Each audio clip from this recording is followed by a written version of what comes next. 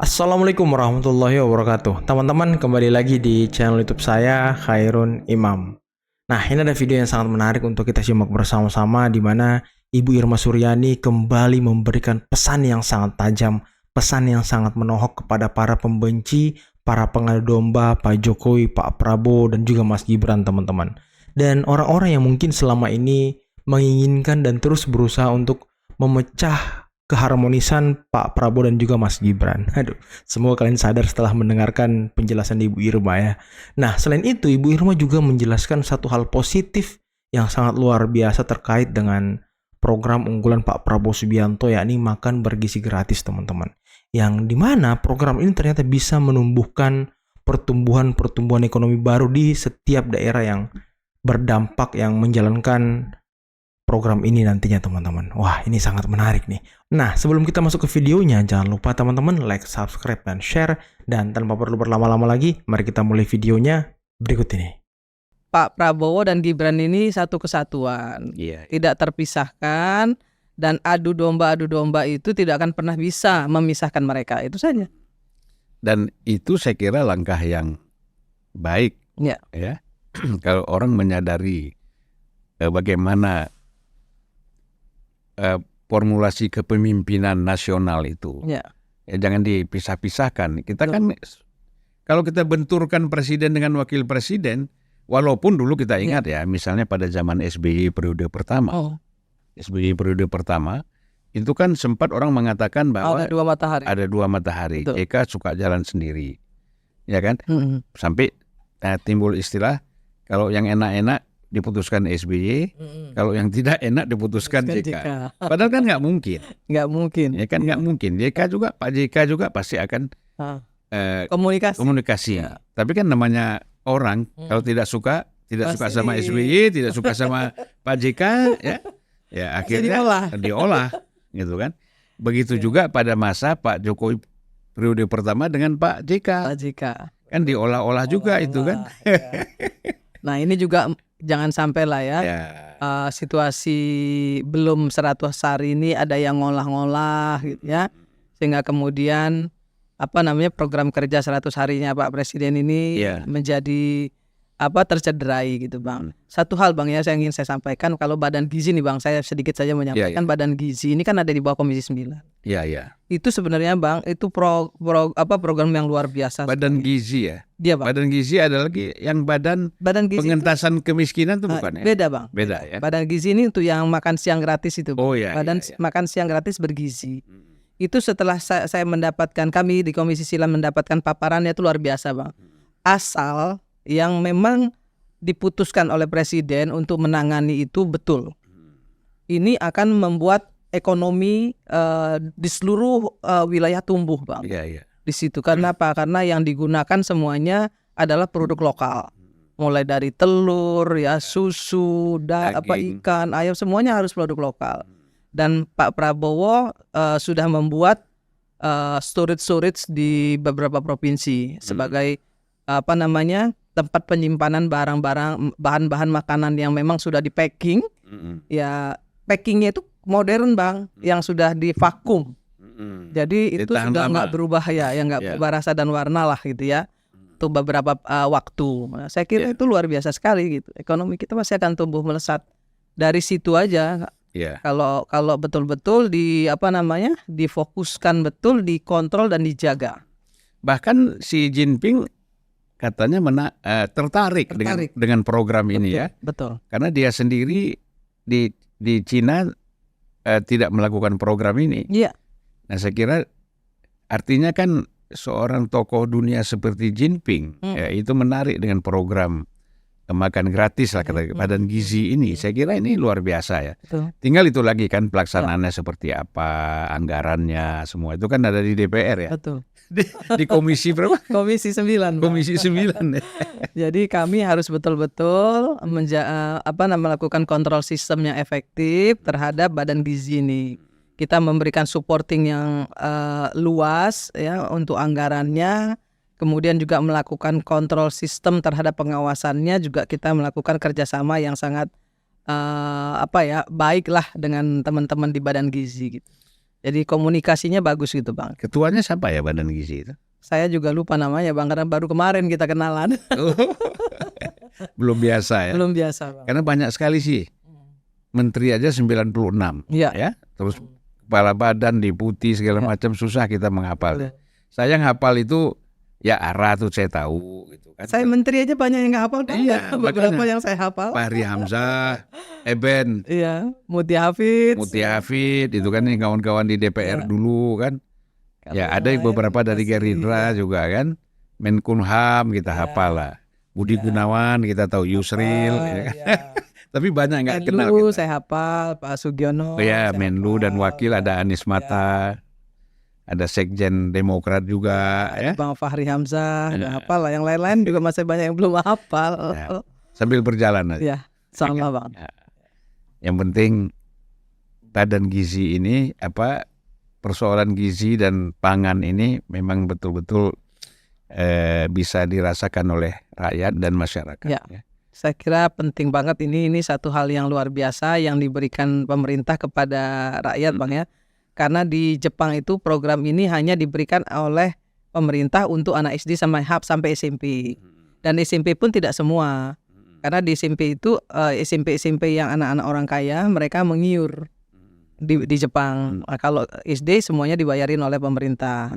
SMP dibayarin juga sebagian, yang sebagian lagi ngiur. Nah, sementara kita dari SD, SMP, SMA dibayar seluruh oleh pemerintah. Ditambah lagi dengan anggaran untuk stunting, pengentasan stunting. Jadi kalau kita sebenarnya mau bersyukur orang rakyat kita ini paham dengan bagaimana pemerintah ini benar-benar memperhatikan rakyatnya dengan kurang lebihnya gitu ya Bang ya, luar biasa Bang. BPJS gratis ya kan, ada sekitar lebih dari 48% kan Bang. Itu BPJS PBI itu gratis loh Bang. Ya, dan stunting itu penting sekali. Betul. Untuk pertumbuhan. Iya. Untuk ibu-ibu hamil terutama. Sampai dengan anak 2 tahun itu juga kan ada anggarannya gitu. Iya. Saya kan pernah juga punya relawan stunting. Iya. Waktu itu untuk Jawa Barat, itu kita kerjasama dengan Puan Maharani. Iya Bang. Khusus untuk Jawa Barat tapi. Ya, sempat juga beberapa di Jawa Timur dan Jawa Tengah. Nah, ini satu yang mau saya bilang lagi nih Bang. Saya melihat Mbak Puan Maharani ini komunikasi politiknya, kemudian gesturnya itu mirip banget Bang Taufik ya. Jadi banyak yang simpati lah sama beliau ya, banyak yang simpati. Beliau juga dengan situasi hari ini bagaimana kita tahu antara perselisihan antara Pak Jokowi dengan PDI, tapi beliau bisa mengimbangi itu, yang menengahi itu secara baik. Saya kira ya Mbak Puan, saya kira bagus lah ya. Ya memang ke depan akan makin bagus. Diperlukan sikap yang bijak ya. Di dalam melihat situasi kan tidak bisa memaksa kehendak. Politik ini kan nggak bisa selalu satu arah, ya kan? Betul. Pasti menghindari benturan, gesekan ya. Tentu harus memperhatikan kondisinya kan. Tidak bisa memaksakan. Dan kita tahu sekali bagaimana kondisi yang dihadapi oleh Mbak Puan Maharani misalnya di internal PDI, di luar kan. Nah, jadi dia bisa menjaga keseimbangan ini. Saya kira ini pendewasaan politik juga. Betul. Ya memang sayang karena PDIP ini kan salah satu partai besar Bang ya, satu partai besar yang kalau di manage dengan sangat baik itu luar biasa sekali, dahsyat lah ya. Bagaimana mereka bisa mengkonsolidasikan relawan di bawah, kemudian akar rumput. Iya.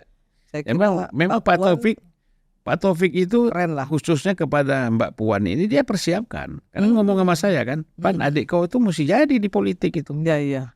Waktu kita kan sering ngobrol ya. Jadi dan sekarang udah jadi. Top lah menurut saya. Cuman belum jadi presiden aja. Belum rezeki aja Bang. Mungkin yang akan datang lah. Ya kan masih muda, kan belum 60. Insya Allah ada kesempatan. Kalau ada rezeki Tuhan, kata Tuhan kun jadi dong. Mungkin dia presiden perempuan nanti yang kedua ya. Kita harapkan Pak Fahri Hamzah sebagai wakil menteri perumahan itu bisa mengimbangi lah ya, menutupi kelemahan ini ya. Kalau Fahri, saya kan kenal Fahri juga Bang, cukup dekat di DPR lama. Ya, Abang kan guru saya, Eros Jarot itu guru saya, Pak Surya Paloh guru saya. Tapi Fahri ini sahabat saya dan saya tahu persis lah kapasitas Fahri Hamzah ya. Saya kira Fahri nggak akan kecil kayaknya beliau kalau mau kepleset itu kecil lah. Ya dia sudah tahu lah koridor-koridornya itu di mana sebagai wakil menteri kan. Ya mungkin juga dia tidak mau menanggapi apa yang dibicarakan oleh menteri kalau itu memang dianggap melecehkan kan. Ya dia kalau Fahri kan sudah dewasa dalam berpolitik. Keren lah Fahri. Ya, pernah menjadi wakil ketua DPR RI kan. Ya. Dan pernah jadi ketua saya juga waktu kita di pengawasan tenaga kerja. Beliau jadi ketua, saya jadi anggotanya dan saya sering jalan bersama beliau lah untuk melakukan kunjungan kerja ke kantong-kantong tenaga kerja kita dan beliau menurut saya elegan. Ya memang tidak sepadan kalau kata orang. Kita bicara membandingkan Ara dengan Fahri ya, jauh sekali lah dari segi intelektualitas, dari segi pengalaman itu jauh gitu kan. Nah tapi bukan nasib ya, sementara masih menjadi rezekinya wakil. Masih di wakil. Nah, mungkin nanti kita nggak tahu jadi menteri di tempat lain ya. Insya Allah. Kalau ada resapel ya. Saya juga banyak belajar dari Fahri gitu ya, ketika kita ngobrol gitu. Saya itu Bang, walaupun usia saya mungkin lebih tua gitu ya dari Fahri, misalnya dari Akbar Faisal sekalipun gitu ya. Ada yang baik dari mereka pun saya ambil karena saya orang yang selalu ingin belajar. Kayak dengan Abang lah contohnya. Nah teman-teman, itulah tadi penjelasan yang sangat luar biasa, diskusi yang sangat berbobot, yang isinya daging semua antara Ibu Irma Suryani dan juga Bang Zulfan Lindan yang membahas terkait mungkin hubungan Pak Prabowo dan Pak Jokowi ini tidak mungkin dipisahkan, hubungan Pak Prabowo dan Mas Gibran juga tidak mungkin dipisahkan, dan itu hanya akan menjadi angan-angan kosong mereka, hanya akan menjadi cita-cita yang tidak pernah terwujud dari para pembenci teman-teman ya. Dan juga bagaimana ternyata makan bergizi gratis ini bisa menumbuhkan atau meningkatkan pertumbuhan ekonomi di setiap daerah yang menjalankan program ini nantinya teman-teman. Wah ini sangat luar biasa. Karena nantinya program ini ternyata akan melibatkan UMKM, akan melibatkan petani-petani. Ini kan sangat luar biasa. Bahan bakunya semuanya dari petani. Dan perputaran ekonomi di daerah akan semakin baik dan bisa meningkatkan pertumbuhan ekonomi.